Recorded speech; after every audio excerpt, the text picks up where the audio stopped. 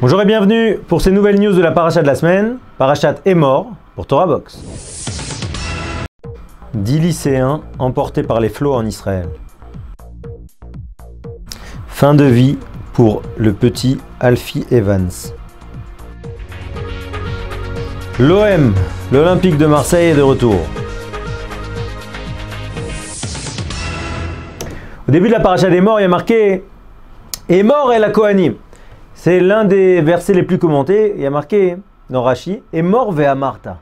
Dit et redit. De là, on comprend quoi? On explique que les règles qui sont très larges et très précises pour les Kohanim, puisque c'est le gros de la paracha, en fait, Emor, c'est deux morceaux. C'est d'un côté les règles liées au statut de prêtre, au statut de Kohen, et de l'autre côté les principales règles de fête, puisque c'est le Kohen qui a amené les sacrifices des fêtes. Ça a été institué ensemble dans la Torah. Alors, Emor ve'amarta, dira, tu rediras. Ça veut dire quoi? Que les Kohanim doivent se soucier des Kohen plus jeunes. Et ça passe par la répétition, et ça passe principalement par l'exemple personnel.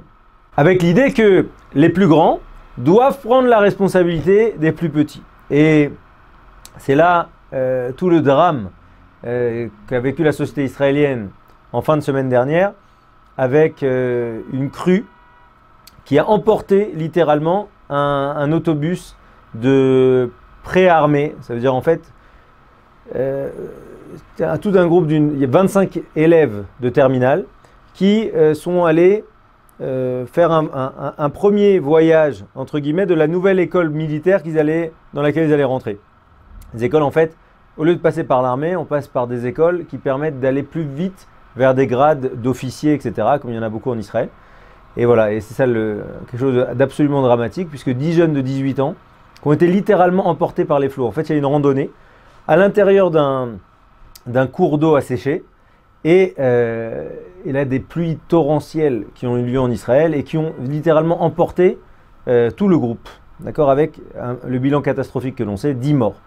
Et ça qui est marqué Emor ve'amarta. Ce qui est très très intéressant, c'est d'assumer sa responsabilité. En réalité, la Torah nous dit Emor ve'amarta, tu es responsable des plus petits. Tu es responsable à travers l'exemple, tu es responsable à travers la réflexion qu'eux ne peuvent pas avoir. Et typiquement, c'était très intéressant de voir que dès que la nouvelle est apparue dans la presse, etc., tout de suite, le ministère de l'Éducation nationale a fait un communiqué, mais dans l'heure, disant que ce voyage n'était pas de l'ordre de son ministère, mais de l'ordre du ministre de la Défense. Alors c'était très intéressant, je trouvais ça vraiment...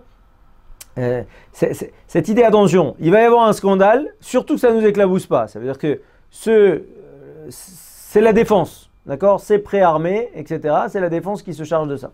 Très intéressant. Et Emor ve'amarta, à quel point finalement on doit assumer sa responsabilité. Et là, maintenant évidemment, on demande une enquête, etc. Mais derrière, une des jeunes filles qui devait accompagner le groupe a prévenu, avait dit non, il faut annuler. On va chercher les coupables. Mais en tout cas, l'idée Emor ve'amarta, attention à quel point finalement, malheureusement, un manque d'attention aux plus petits, même si là, c'était hautement imprévisible. Il faut bien rappeler qu'on est au mois d'avril. En Israël, au mois d'avril, il y a très peu de pluie. Mais en tout cas, toujours avoir cette idée. Quelle est la conséquence de mes actes? Jusqu'où je dois être en responsabilité? Avec un grand principe dans la Torah, Adam moad leolam. Un homme, il est responsable à jamais. Responsable tout le temps. Responsable sur ses rêves. Responsable. Un juif, c'est quelqu'un de responsable. Et qui assume sa responsabilité. Alors, un débat qui s'est fini tragiquement en Angleterre avec le décès du bébé Alfie Evans. Alors, Alfie Evans, pour la petite histoire, c'est un bébé atteint d'une neuropathologie très grave, dégénérescente et sans traitement aucun, et qui était dans un état de mort cérébrale. Et il y a eu un grand débat en Angleterre, débat qui a irradié et elle est allée bien au-delà des frontières, notamment dans les pays catholiques, en Italie, en Pologne, etc. Avec l'idée de savoir si, oui ou non, on devait garder, continuer les traitements et les soins pour ce bébé qui, de toute façon, n'avait aucun espoir de vivre. Et cette semaine, les médecins qui ont gagné toutes les batailles juridiques, d'accord, l'hôpital a gagné contre les parents, contre d'autres groupes qui se sont portés partie civile, et en fait, l'idée que non, la fin de vie est que c'était plus mauvais pour le bébé de le laisser en vie. Évidemment, on sait très bien que dans la Torah, pour nous c'est un crime, dans la mesure où la mort d'une personne, d'après les sages, est essentiellement une mort cardiaque. Ça veut dire que c'est pas parce que le cerveau ne fonctionne pas que la personne est considérée comme morte. La personne, d'après la Torah, est considérée comme morte à l'instant où son cœur s'arrête de battre. C'est ça la mort cérébrale, enfin c'est ça la mort définie dans la Torah. Et donc, alors quel est le lien avec notre paracha? Le lien avec notre paracha, c'est le Kohen. Parce que le Kohen, c'est la vie par excellence. Vous savez qu'un Kohen, un Kohen lambda, il pourra participer uniquement à l'enterrement de son père, de sa mère, de ses frères, de ses sœurs, pour partie. Et l'idée que, en réalité, vu que le travail du Kohen, c'est de faire le lien, à travers le service qu'il avait au temple, de faire le lien entre le peuple et Akadosh Baruch Hu et Dieu, du coup c'est un flux de vie par essence. Donc il ne peut pas être au contact de la mort. A fortiori le Kohen Gadol. Le Kohen Gadol qui est finalement l'emblème, le véritable liant entre Hachem et le peuple, entre Hachem, les Kohanim et le peuple, et bien que lui, il ne pouvait même pas se rendre impur. La mort, c'est l'impureté, d'accord? C'est ce qu'on appelle Avatuma, c'est l'impureté par excellence. Donc, l'impureté, c'est-à-dire l'absence de projection, l'absence d'être. Eh bien, le Kohen ne pouvait absolument pas être mis en relation avec la mort. L'idée que dès qu'on est en lien avec Akadosh Baruch Hu, d'accord, dès qu'on a ce privilège, eh bien, on est dans de la vie et dans la vie totale, dans de la vie essentielle, dans la vie absolue. Et voilà le parallèle qu'on pouvait tirer ici, avec cette idée évidemment que on doit absolument toujours sanctifier la vie, en amont en faisant attention à ce qu'on fait, à ce qu'on mange, à ce qu'on fume, etc. etc. Et en aval après, à savoir que les sages sont très très clairs sur le fait que on laisse les gens en vie tant que, évidemment, débrancher une personne qui a un problème cardiaque, c'est le tuer. Alors pour les fans de foot, on va finir ce journal par le retour tonitruant de l'Olympique de Marseille. Alors pour la petite histoire, l'Olympique de Marseille, évidemment, c'est Bernard Tapie, c'est l'euphorie des premières Coupes d'Europe, de Ligue des Champions gagnées.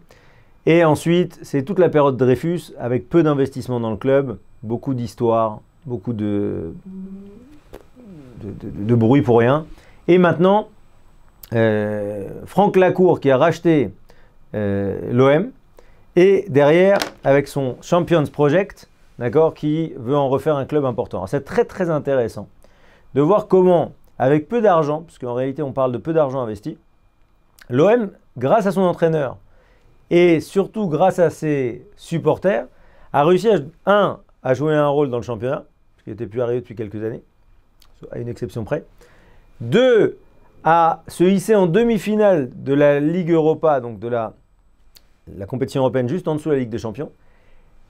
Et cette semaine, qui a réussi à gagner, comme on a pu voir sur qui a réussi à gagner 2-0 son match aller, qui est en bonne place, même si ce n'est pas fait, pour aller se qualifier en finale du championnat européen, eh bien, c'est le retour de Marseille, c'est le retour de l'OM. Alors, quel est le rapport avec notre paracha? Eh bien, dans notre paracha, il y a un personnage très intéressant qui s'appelle le Kohen Moum, Baal Moum. C'est ce Kohen qui a un défaut corporel.